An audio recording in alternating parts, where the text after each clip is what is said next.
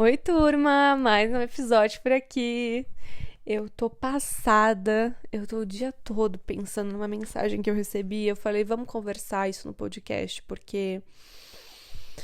Ai, ativaram a minha skin, professor, agora aguente também. Vai ouvir sermão. Olha, aqui normalmente, né, Tempo de Morangos, eu converso com vocês sobre muitas coisas e a gente devaneia, bate papo, vocês vão lá no meu Instagram, ô Bruna, pô, meu, você tá delirando, você tá errada, pensa sobre isso, pensa sobre aquilo, mas faz um tempo que eu queria conversar sobre carreira, a escolha das nossas profissões, falar um pouco mais sério com vocês. Até que hoje uma bonitinha veio e me mandou uma mensagem no Instagram extremamente desagradável.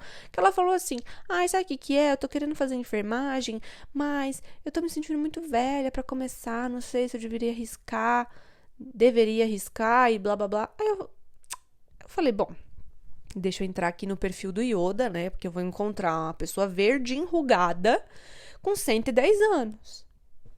Aí cliquei. Meu maior erro. Já começou a errar aí. Porque eu cliquei, eu falei, bom, eu devo estar lendo errado com esta desgrama.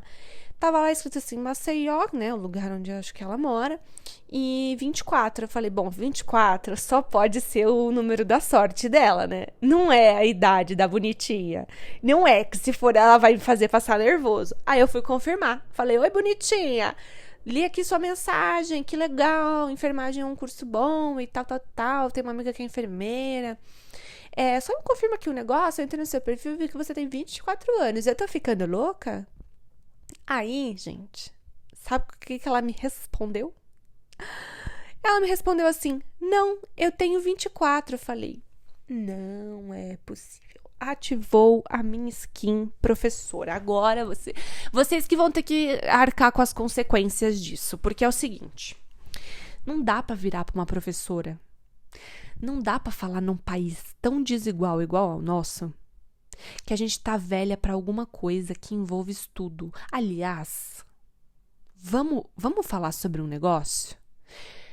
Pega aí na tua casa o livro da vida que você tem, abre ele. Me mostra em qual página tá escrito que a gente fica velho pra alguma coisa. Pra mudar de ideia. Pra ir viver a nossa vida. Pra ter opinião. Pra mudar de opinião. Quem que falou isso? Eu quero que me mostrem no livro da vida. Estou incrédula esta noite.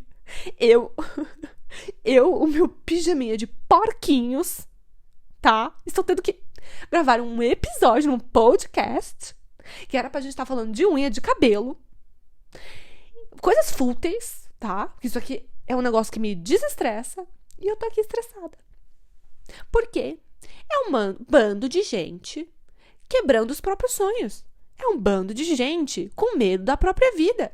Vocês não leram Manuel de Barros comigo, não? O que tá acontecendo aqui com a nossa comunidade? Ó, falando em ler, eu tô aqui com o meu chazinho, olhando para o meu livrinho.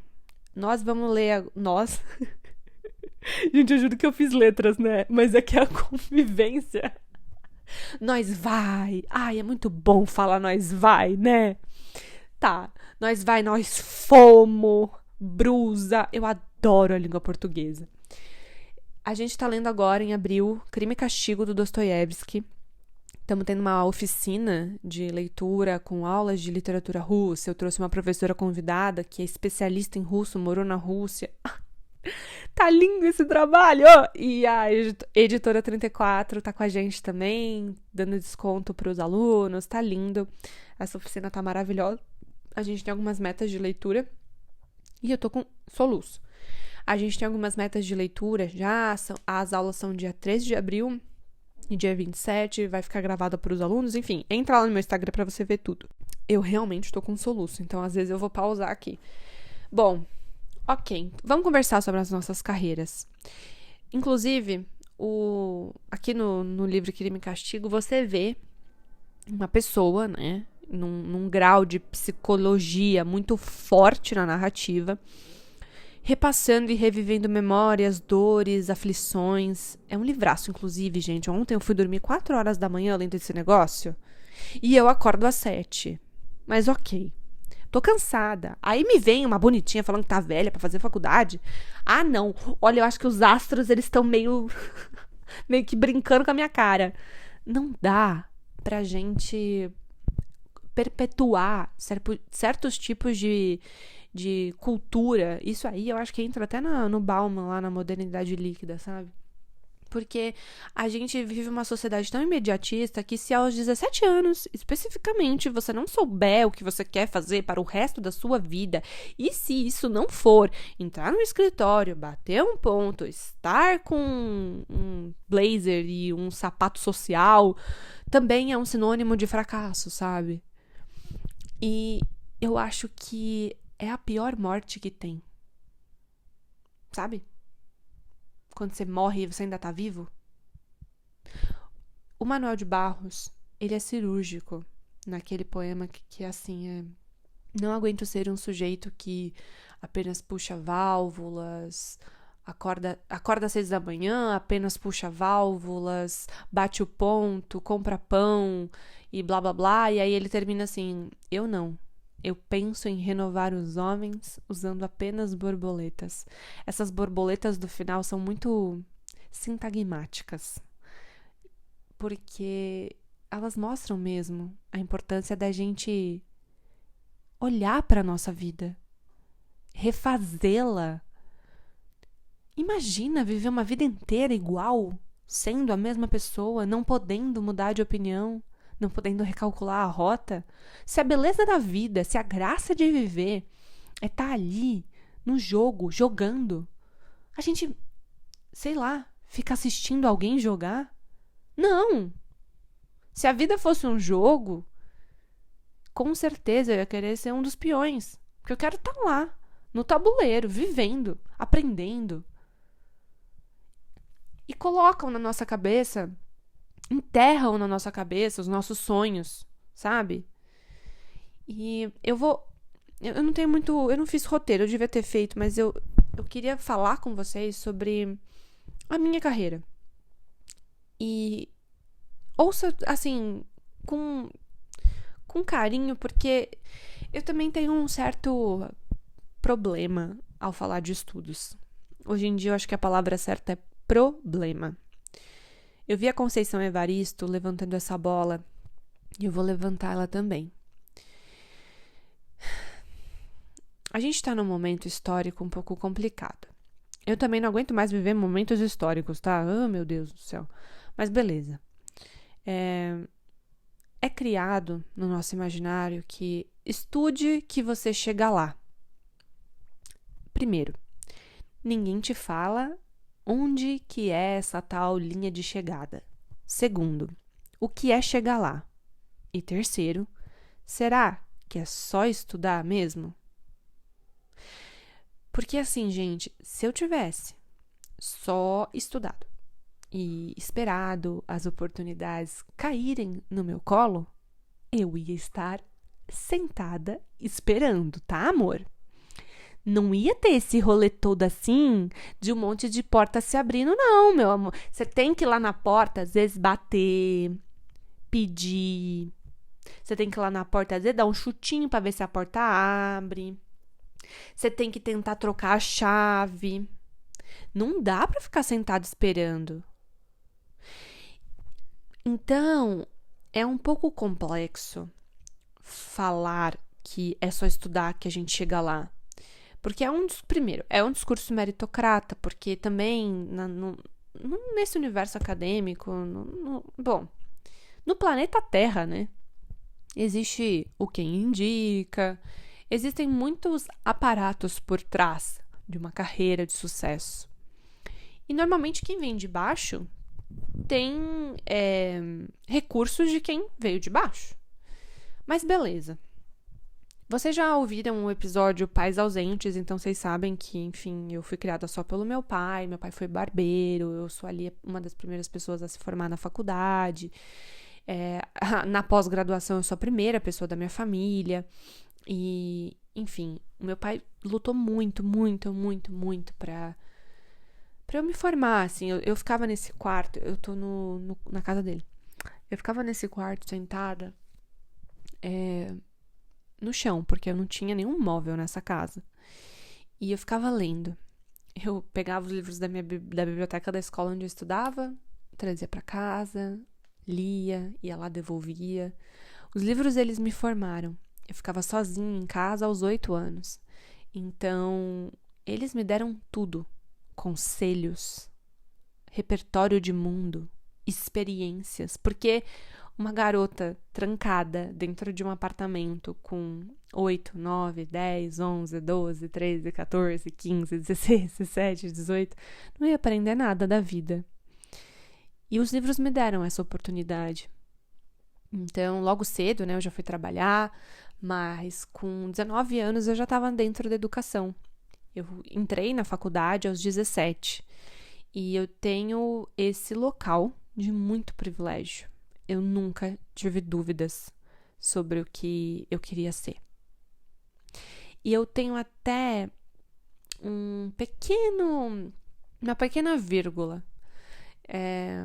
Ser professora para mim nunca foi uma escolha.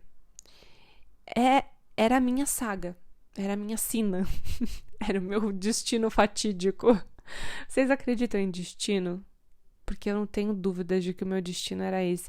Eu nunca fui apaixonada por nada na vida, da forma como eu sou apaixonada pela literatura e da forma como eu sou apaixonada por alunos, sala de aula, a vivência, a experiência, o cheiro do giz. Eu gosto de tudo. Eu gosto de absolutamente tudo. Eu gosto de reclamar dos professores que ficam na sala dos professores. Eu gosto de tudo. A única coisa que eu não gosto são das nossas injustiças. Mas eu nem quero que o episódio seja sobre isso. Eu quero que a gente foque aqui na descoberta de um propósito. Muitas vezes eu questionei a minha profissão, no meu íntimo, porque não era bonito na minha época. Primeiro, à minha volta todo mundo dizia, ai, pra que esse negócio de estudar? Você tem que ajudar teu pai na barbearia. E eu realmente, tá? Sei fazer uma ótima progressiva, sei fazer luzes, um ombre hair maravilhoso, sei tingir um cabelo como ninguém, cortar um cabelo é comigo mesma também. Sei fazer muitas coisas, sei fazer uma unha, uma sobrancelha como ninguém. Gosto muito desse mundo também. Mas o meu sonho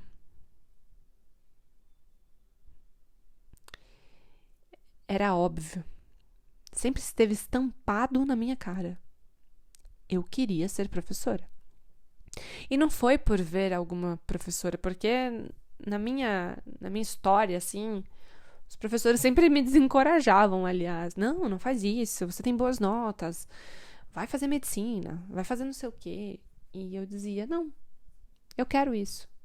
Ai, mas você quer isso pra sua vida, a educação do país tá muito ruim. E eu falava, mas é o meu destino. Sabe aquele poema do Fernando Pessoa? Segue o teu destino, rega as tuas plantas, porque o resto são sombras das árvores alheias. Qual que é o teu destino? Talvez se você não saiba o seu destino ainda, é porque ele ainda não aconteceu. E não tem uma regra para isso.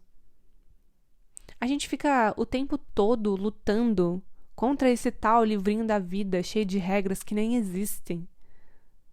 Ninguém falou pra você, quer dizer, falaram, né? Mas ninguém provou pra você que o resultado da felicidade de uma vida próspera e plena é você seguir a matemática dos 17, 20, 30, 35. É muito chato. Se todo mundo viver igual, se todo mundo aos 17 souber todas as respostas, e se todo mundo aos 25 tiver filho, e se todo mundo, quer dizer, ter filho com 25, não, é casar com 25 e ter filho com 30, né? Se todo mundo fizer a mesma coisa, vocês acham que aí o mundo estaria resolvido, a paz mundial ia acontecer? Não é assim que funciona a vida. A vida é latente. Eu tô falando que o pessoal precisa ler mais Bauman, aí depois precisa dar uma lida ali, no Manuel de Barros, fazer uma coisinha ou outra, assim, um negocinho. O povo que é crente em crenças que não existem. Enfim, ok. E eu sempre fui essa pessoa completamente apaixonada pela educação. Quando eu fui para a sala de aula a primeira vez, eu já dei aula em escola municipal, escola pública, escola particular. Eu vou ser sincera, eu levei um susto muito grande, porque por mais que eu tenha começado a trabalhar muito rápido, fazendo estágios e tal, é muito desafiador você estar do outro lado, você entender que aquilo ali depende de você e, bom, você não pode errar. Eu tinha essa ideia, né, de que o professor não pode errar. Hoje em dia, se eu falo alguma data errada e algum aluno corrige, eu até dou risada, eu falo, eu tava vendo se você tava prestando atenção. Enfim, hoje em dia eu reciclei muitas coisas, mas no início da minha carreira era um peso. Eu só lembro disso. Era pesado. Era quase que nos meus ombros, assim, quase que um peso físico. Um medo absurdo, porque por mais que você tenha todas as certezas do mundo, sempre vai ter alguém te falando que você tá errada. Eu não sei se é porque eu sou mulher, eu não sei se é porque eu escolhi uma profissão que é extremamente desvalorizada, mas eu sei que o começo foi amargo e eu perdi muita coisa. E eu sinto muito por todo mundo que perde muita coisa. Hoje, quando eu tenho estagiárias, eu trabalho hoje em algumas frentes. Eu nem fico falando muito disso na internet, né? Mas eu trabalho em algumas universidades, trabalho online, trabalho presencial, trabalho em palestras, trabalho em conselhos pedagógicos, faço muita coisa legal. Além do meu trabalho aqui na internet, né? Que também é um trabalho, eu tenho que, inclusive, equilibrar todos esses pratinhos. Quando eu vejo alguma estagiária, a primeira coisa que eu faço com ela é abraçá-la. Eu sempre pergunto, posso te dar um abraço? Porque eu sentia muita falta de alguém me abraçar e dizer que vai ficar tudo bem, que vai chegar uma hora que eu vou entender que eu não preciso ter todas as respostas, que não precisa ser esse fardo todo, que pode ser bom. No meu meio, não sei se na sua profissão ou no que você está pensando em fazer, vai ser assim, mas no meu meio tem muita competitividade acadêmica, porque também eu segui na linha da pesquisa acadêmica. E é meio que um caça às bruxas, sabe? São professores meio que te menosprezando, basicamente falando que tu é burra. Eu tive episódios na própria faculdade de letras que, assim, só faltou uma professora me chamar de burra no meio da sala de aula, mas todas as indiretas que ela pôde dar com relação a isso, ela deu. E aquilo me traumatizou por muito tempo, por muitos anos. E eu lembro que eu fiquei muito travada em muitas coisas. Eu não consigo direito hoje, 100% dar uma aula de literatura brasileira sem gaguejar um pouco. Pode ver. Pessoal aqui das oficinas e das minhas aulas. Eu dou aula de literatura portuguesa como uma rocha. Eu dou, aula de teoria literária, aula de qualquer literatura, africana, francesa, italiana, beleza, como uma rocha. Mas literatura brasileira eu dou uma gaguejada. E é engraçado porque eu sou especialista nesse negócio hoje em dia, que saco! Mas quando alguém cruza o teu caminho e é uma pessoa que tu admira e meio que te menospreza e meio que te traumatiza de alguma forma, você fica aflita com aquilo. Eu acho que isso acontece na tomada de decisões também na nossa vida. Quando a nossa autoestima é muito baixa, seja por N motivo que for. Essa frase tá errada. Pelo motivo que for, Pelo motivo que for. Gente, hoje eu tive aula de espanhol, tá? Então eu tô toda confusa. Eu comecei essa fase na minha vida agora. Porque eu hablo muito bem, porém, as pessoas não me compreendem. Então, eu estou a aprender. Bom, é que na minha cabeça,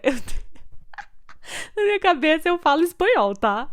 Na minha cabeça. Eu viajando pra tudo que é lugar e eu saio falando espanhol e arriba. Mas, beleza. E aí, eu tive esses episódios, assim, traumatizantes no início da carreira também, não foi fácil. Mas, depois de um tempo, eu fui entendendo que, quer saber? Ai, tchau. Dane-se.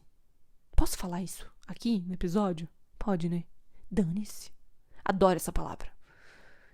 Eu não vou mais ficar moldando a minha vida de acordo com o que alguém quer, do que, sei lá, a sociedade vai achar, vai pensar. Tanto faz. Se o pessoal acha que eu fui burra de desperdiçar a minha nota do Enem fazendo pedagogia, o problema é deles. Eu amo o que eu faço. Não são eles que vivem a minha vida. E eu acho, gente, que o que é pra ser nosso tem muita força. Eu realmente tô virando uma pessoa mais otimista. Eu acho que depois de tanto caldo na água, de levar tanto caldo na praia, eu precisava me apegar a alguma coisa. Eu acho que eu tô me apegando a ser uma pessoa um pouco mais otimista. Porque eu tô tão cansada de viver segundo o que os outros falam que eu vou ser. Desde pequena é assim. Ah lá, a menina que a mãe foi embora. Ah lá, a menina que isso. Ah lá, ela é criada só pelo pai dela. As minhas amigas nunca podiam dormir na minha casa, porque não tinha uma mãe. Eu sempre tinha que ser de X forma na escola, porque senão dava problema. Chamavam meu pai. Ai, com certeza, ela é problemática. E aí, quando eu cresci, eu tinha que agir corretamente. Eu não podia ser uma jovem que, sei lá, queria pôr um piercing, porque senão eram os resultados da minha infância turbulenta. E todo mundo é muito chato. E todo mundo fica apontando o dedo. Eu tô tão cansada de sempre ter que justificar o porquê que eu quero ser, como eu quero ser. E eu acho que isso entra na escolha das nossas carreiras. Porque a gente tem que escolher uma profissão que a gente ame, mas ao mesmo tempo que nos dê muito retorno financeiro, porque senão pra que você vai passar tantos anos estudando aquilo? E será mesmo? Será mesmo que não dá pra conciliar tudo? Porque eu acho que quando a gente tem focos claros e objetivos e propósitos, eu acho que a gente consegue meio que equilibrar os pratinhos, fazer uma coisa prazerosa e ainda assim ter um retorno sobre aquilo. Mas, gente, tem que começar de baixo, tá? Eu já ganhei R$5 a hora a aula. Ah, não! Foi 5,40, tá? Eu esqueço sempre dos 40 centavos. Muito obrigada. Um beijo para esse colégio maravilhoso que me contratou. Enfim. Eu comecei ganhando 5,40, mas uma coisa que eu, inclusive, não acho que a gente tem que perpetuar, porque a minha profissão, a docência, já é extremamente desvalorizada. Se a gente não bater o pé e falar, a minha hora-aula não vale 5,40, se a gente ficar aceitando isso, não vai mudar a situação.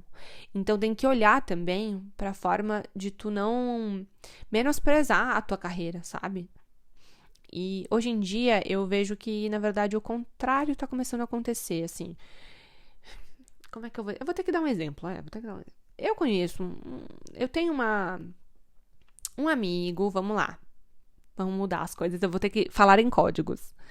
Tem um amigo que é muito bem formado numa universidade X, muito cara. Dinheiros. E ele nunca trabalhou. Já tá formado aí uns 5, 6, 7 anos. E aí, assim, tudo bem, ele tem um baita privilégio. Ele realmente não precisa trabalhar. Os pais moram com os pais e tal, e ok. Mas é uma pessoa que, assim, quando tem uma oportunidade de emprego, não aceita. Porque eu não aceito ganhar R$4.000. Eu sou formado em X universidade. E aí eu fico meio que...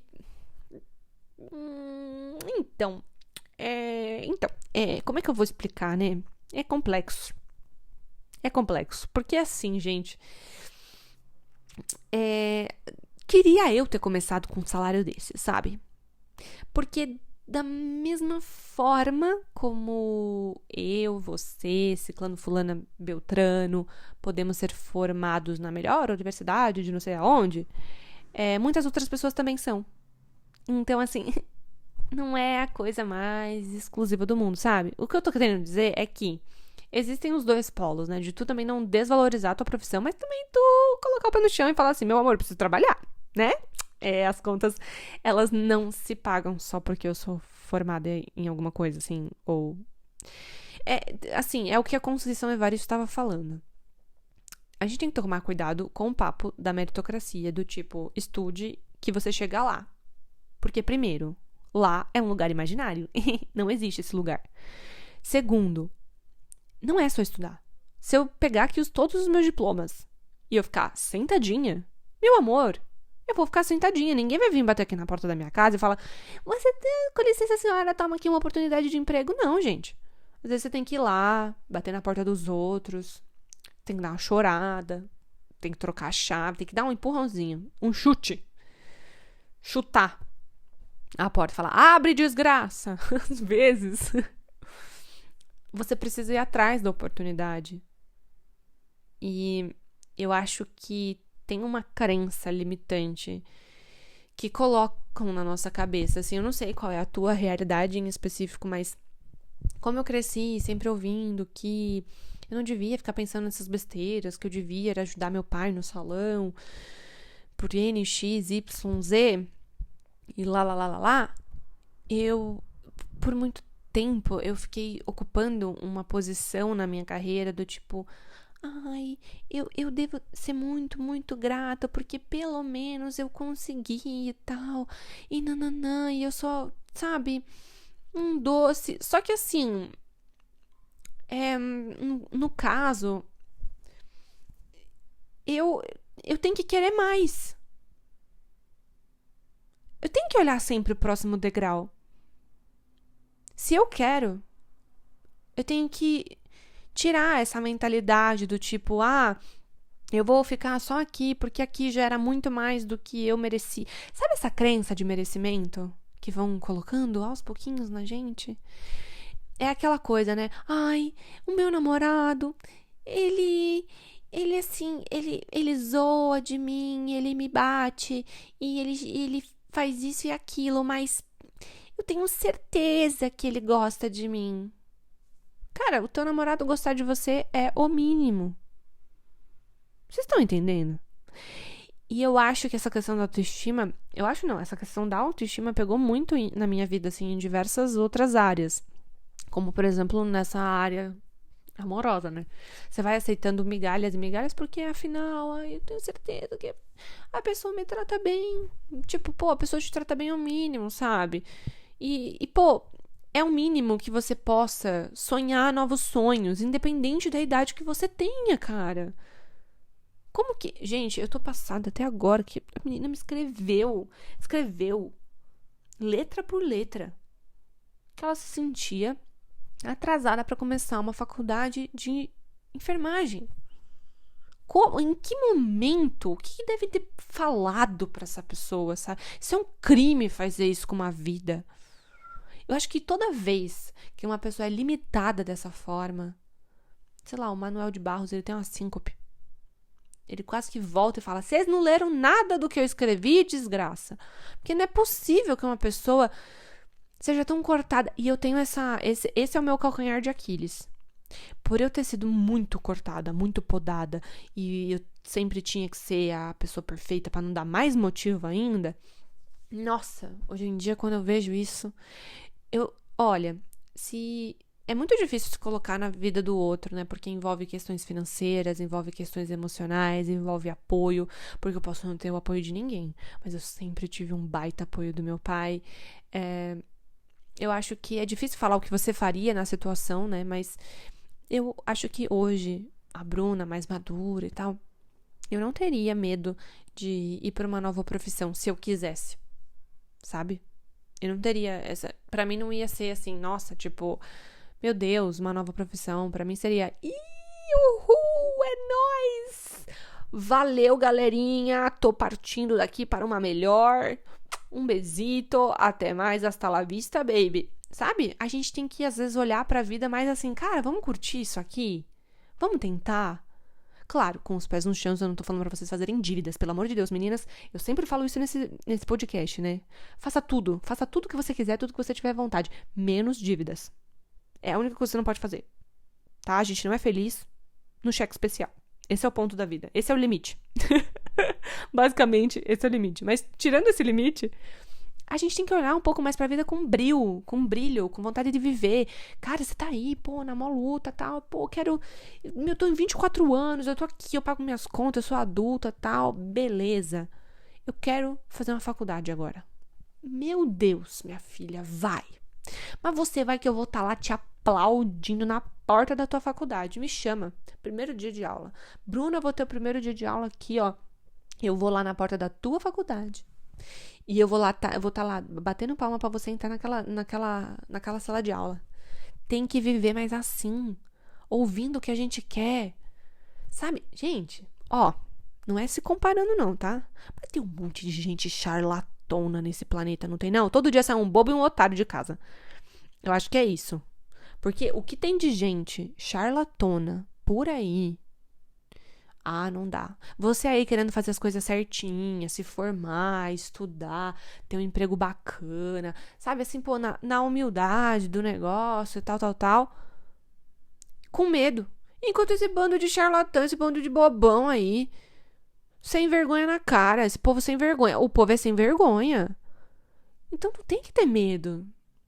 Pelo contrário, tem que olhar e falar assim, cara, olha que legal. Tem que ter orgulho dos teus sonhos. Tem que ter orgulho da tua vida. Ó, não precisava nem hablar isso aqui, mas eu vou hablar. A primeira vez que eu dei aula no ensino médio, eu tinha 20 anos. Eu comecei a dar as aulas em janeiro. Final de janeiro. Não, foi em fevereiro, né? Mas tá, o ano começou em janeiro. Duh. E em março, eu fiz 21 anos. E a primeira vez que eu entrei na sala de aula, eu tinha oficialmente 20 anos. E foi para uma uma última turma. Então, foi pro terceirão do ensino médio, né? Eu elaborei errado essa frase.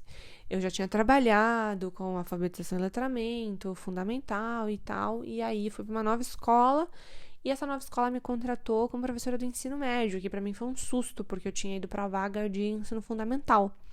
E aí eles falaram, não, você tem super perfil pra ensino médio. Aí eu falei, meu Deus, como eu sou madura, é isso.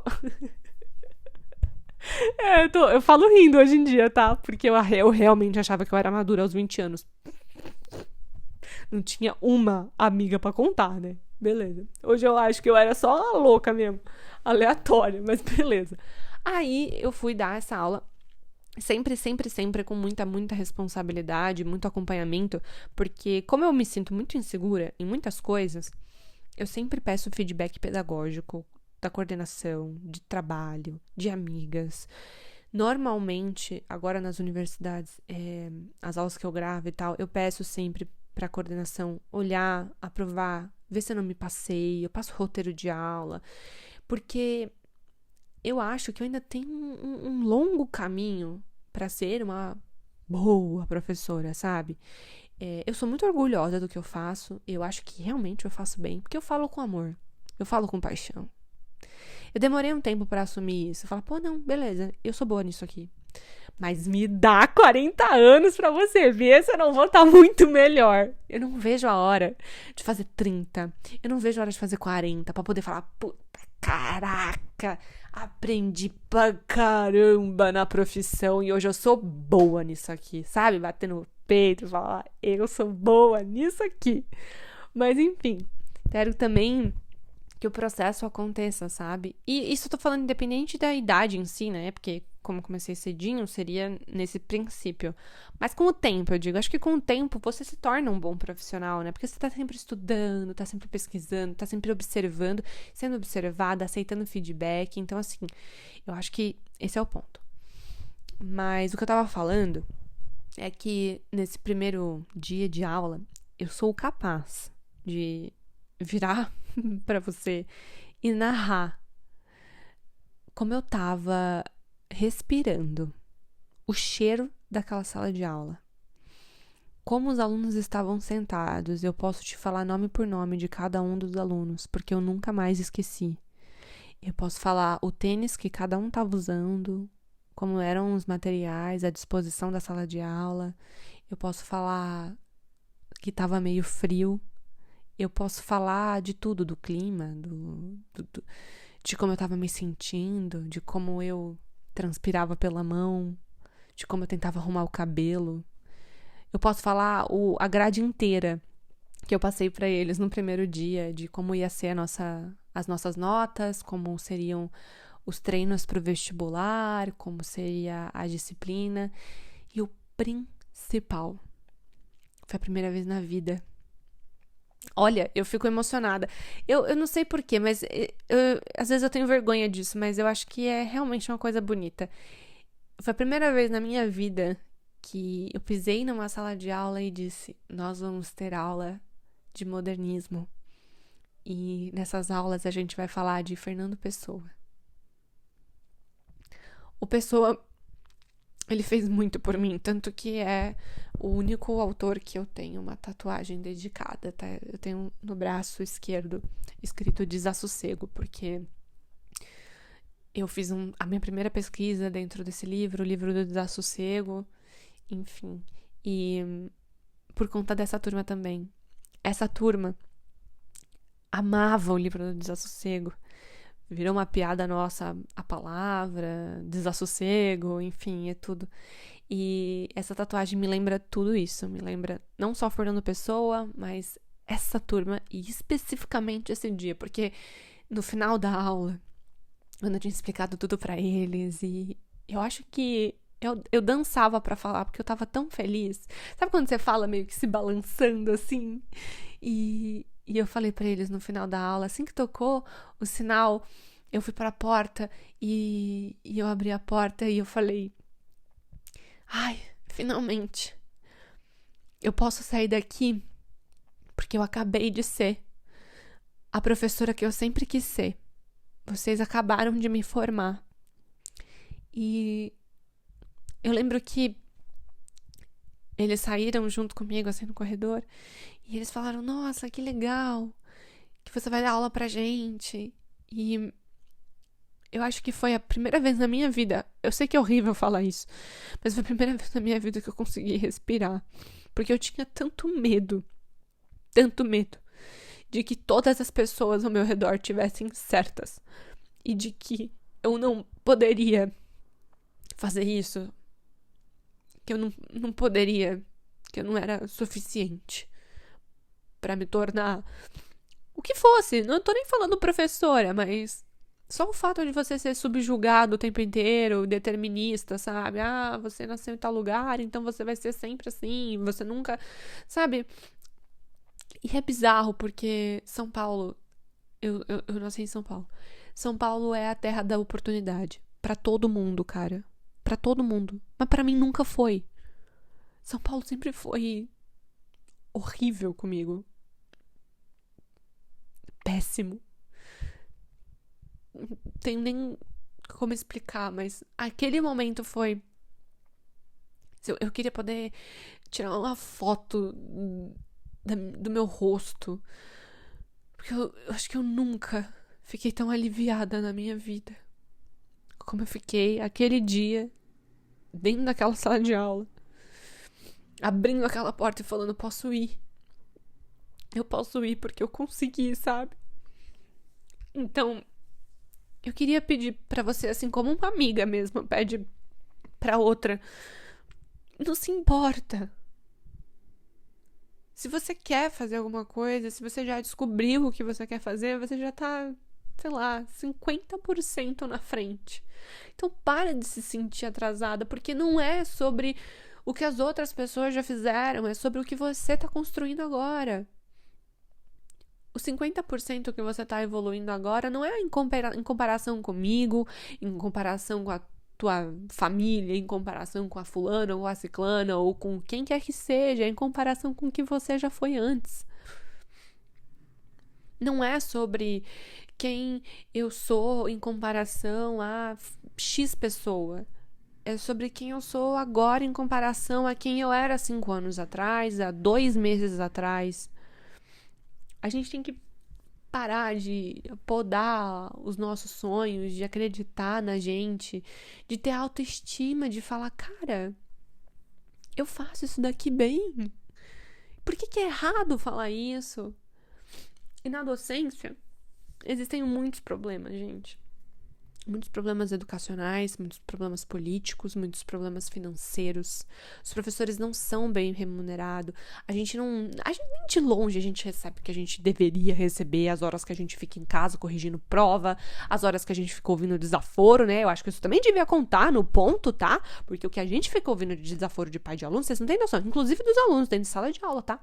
Só que as pessoas à nossa volta, no lugar de ajudar a gente, só atrapalha. Vocês sabem quantas vezes um professor mais velho do que eu, uma professora mais velha do que eu, fala, eu tenho a sua idade de carreira e eu acho que você tá cometendo um erro. Pra que falar isso pra mim? Pra que me deixar assustada? Sabe o que eu comecei a responder? Que agora eu tô bocuda, né? Ai, menina. Eu acho que eu fiz 27 anos e eu meio que larguei mão. Eu falei, as pessoas são babacas. Acho que eu vou ser babaca também.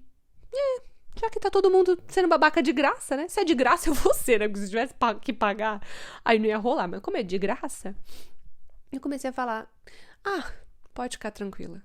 Se na sua idade eu perceber que eu cometi um erro, eu recomeço. Eu não tenho medo da vida. E fica essa torta de climão. Mas não fui eu que cozinhei, né? Tem que ser muito cara de pau pra virar pra mim e falar um negócio desse. Eu tô aqui, cheia de vida, com sangue nos olhos, pra fazer acontecer. Pra educar. Pra ensinar pessoas a ler. Pra fazer uma coisa boa no mundo. E eu até entendo o cansaço. Esse que é o pior. O pior é que, no final do dia, muitas vezes eu questiono, não vão achando que não. Mas o ponto é, enquanto eu acreditar, eu vou estar aqui. E se amanhã não for nada disso, caberá só a mim esquecer.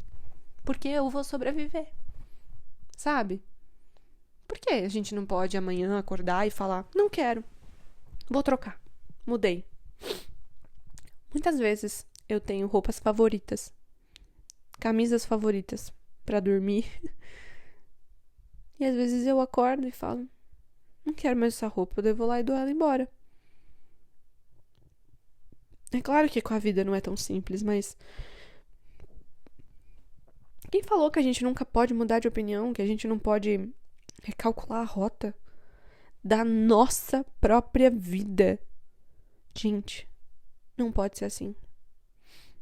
Não pode viver nesse limbo. Tem que escolher o que eu quero, o que eu vou viver. Tem que planejar. Sabe por quê? Porque se a gente fica com essa coisa de deixar a vida me levar, eu já falei, né? Essa musiquinha me irrita e ela me persegue. Em todo lugar que eu vou, ela tá tocando. Deixa a vida me levar, a vida leva eu. Não vai levar não, meu amor. Porque toda vez que eu deixei a vida me levar, eu me lasquei.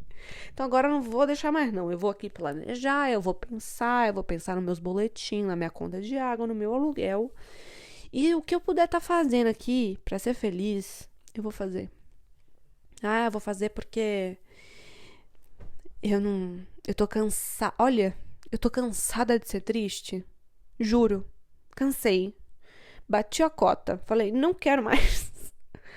O que eu puder fazer pra viver melhor, eu vou fazer. E sabe o que é engraçado? É engraçado que a sensação que eu tenho é de que pessoas sem coragem querem te desencorajar. Então, várias vezes, eu tô conversando exatamente sobre esses assuntos. E eu escuto que é só a minha juventude, que depois passa. Pois bem, enquanto não passar, eu vou estar aqui pra falar pra você se olhar no espelho, ter muito orgulho dos teus sonhos, ter muito orgulho de onde você quer sair e de onde você quer chegar. E vou te falar sempre pra aproveitar o processo, pra não carregar esse peso todo nas costas, pra não esperar que a felicidade chegue de X forma. Tem eu sempre vou falar desse poema da Sônia Balacó. Ela fala assim, né? Pensei que a liberdade vinha com a idade, depois pensei que a liberdade vinha com o tempo, depois pensei que a liberdade vinha com dinheiro, depois pensei que a liberdade vinha com poder, e aí percebi que a liberdade não vem. Terei de ir eu. E eu acho que esse poema, ele é a coisa mais real do mundo. Eu esperei tanto tempo, tanto ser feliz, eu esperei tanto que as coisas se ajeitassem, eu esperei tanto tempo dentro de um casamento que as coisas mudassem, de que eu fosse respeitada, de que eu fosse vista, que eu fosse ouvida, mas as coisas não vêm. Esperei tanto tempo que as minhas amizades se tornassem boas, que as pessoas milagrosamente aprendessem a me tratar com o mínimo de educação. Esperei por muito tempo a minha mãe. Esperei por muito tempo a minha família. Mas sendo sincera, não adianta esperar. E aí eu percebi que a liberdade não vem. Terei de ir eu. Então, o que eu gostar de fazer, o que eu gostar de viver, o que eu achar que eu tenho que fazer e viver, eu vou fazer. Menos me endividar. Isso você já sabe, né? Não dá pra se endividar na adolescência, na vida adulta, menos ainda. Então, eu queria muito que você ouvisse do fundo do meu coração. Pode me mandar mensagem, sei lá, sinal de fumaça, e-mail, caixinha, carta no correio. Mas, por favor, não deixe de viver algo que você quer, principalmente de seguir uma carreira, de recomeçar ou de recalcular a rota, porque você acha que você é velha demais, ou porque você acha que te falaram, ou porque na sua casa, sei lá. Tenta. Olha, eu acho que uma das coisas que pode, de fato, realmente salvar a nossa vida é ouvir. Ouvir o máximo que a gente puder. Ler o máximo que a gente puder, porque eu tô vendo agora até com o Raskolnikov aqui no Crime e Castigo, que é muito importante se conhecer, se ouvir. Então, se você tem na sua vida pessoas que realmente te amam de verdade, eu sempre tive a minha avó e o meu pai. E é difícil falar da minha avó porque ela partiu agora em novembro, mas eles sempre me deram bons conselhos. Muitas vezes eu não ouvi. Eu ficava ouvindo mais essa torcida contra. Eu ficava ouvindo mais os usurpadores, a galera fake, os amargurados. Não ouça pessoas amarguradas. Elas não estão felizes nem na vida delas, como é que elas vão te fazer feliz? Escuta as pessoas que te amam. Eles realmente querem o seu bem. Conversa com a sua família. Eu tenho muitos alunos que têm problemas de descobrir a profissão. Descobrir não, mas de entrar numa carreira porque a família não apoia ou coisas do tipo. Mas conversa. Conversa, ouça, pensa antes de falar e toma as suas decisões, porque é só você que vai cursar a sua faculdade, seguir a tua carreira e viver a tua vida. Toma cuidado para não ser atropelado. E no fundo, a gente realmente sabe quem ouvir. A gente realmente sabe quem ama a gente e a gente realmente sabe quem quer que a gente seja de X forma por puro ego, tá? Eu vou abrir um negócio. Eu sei quando um pai de aluno quer que o filho seja advogado por puro ego ou quando ele realmente quer que o filho seja advogado porque ele está preocupado. Vocês percebem a diferença? A gente sempre sabe. A gente conhece as pessoas que a gente convive. Então, escuta a tua intuição, escuta os teus pais, escuta as pessoas que te amam de uma forma geral, porque eu acho que é uma situação delicada e pensar nas nossas carreiras e no nosso futuro é uma coisa que precisa ser feita. Não tem que ter medo disso. Tem que pensar mesmo. Tem que lutar mesmo. tenha que observar mesmo pra pensar como que vai ser, dentro dessas possibilidades que eu tenho, como que eu seria mais feliz? Eu acho que essa é a grande busca, né? Como que eu teria mais retorno financeiro? Eu tenho pavor de gente. Ai, vamos lá. Só pra eu terminar. Eu tenho pavor de quem faz a fofa. Ai, eu escolhi ser professora por amor. Ok, realmente, a gente escolhe ser professora com amor, né? Porque todo mundo tem conta pra pagar. Não sei se você seja milionária, rica, herdeira. Se você for herdeira, você comenta aqui. Eu não sou herdeira, não preciso me preocupar, então posso sim cobrar R$5 a hora a aula. Porque eu não posso, meu amor. Ai, eu fico pra morrer. E quando eu recebo assim na internet? Ai, a sua oficina é paga porque eu queria que fosse gratuita. Pensei que você fosse fazer gratuito. Como que você pensou que eu fosse trabalhar de graça? Imagina, eu vou aqui te contratar um serviço seu aqui, ó. Eu vou ficar um mês todo trabalhando com você sobre um assunto. Sobre um negócio aqui. Aí no final do mês eu não te pago, tá? Ué? Como que isso funciona, gente? Vou te contratar. Você vai vir aqui em casa todo dia fazer um café pra mim. Sei lá, que seja, um café. Aí você fala, pô, Bruna, beleza, vou aí fazer um café. Toma aqui um contrato, tudo. Ah, esqueci de avisar, tá? No final você não vai receber nada. Como que você não vai receber nada? Gente, as pessoas são loucas. Além de tudo, tem isso, né? A galera que é louca. Que quer que tu trabalhe de graça. Eu sou formada. Meu amor, eu suei pra me formar. E eu suei pra me formar 3 vezes, cara. Eu gosto com força do negócio. Vocês estão percebendo, né? E aí, a galera quer que a gente trabalhe de graça. Imagina, uma universidade me contrata e no final elas falam, a gente não vai pagar não, tá? Pô, eu vou te processar, cara. Mas aí na internet tem esses outros 500. Claro, já faço muito conteúdo gratuito, envolvendo literatura. Pô, faço um monte, né? Mas aí eu quero fazer um negócio, né? Dar um certificado. Por exemplo, agora tô trabalhando com a 34, com a Natália Marcelli. Como é que eu vou falar aí pro povo? Olha, então, você é doutora no assunto, mas faz isso aqui só porque, sei lá, vai ser legal.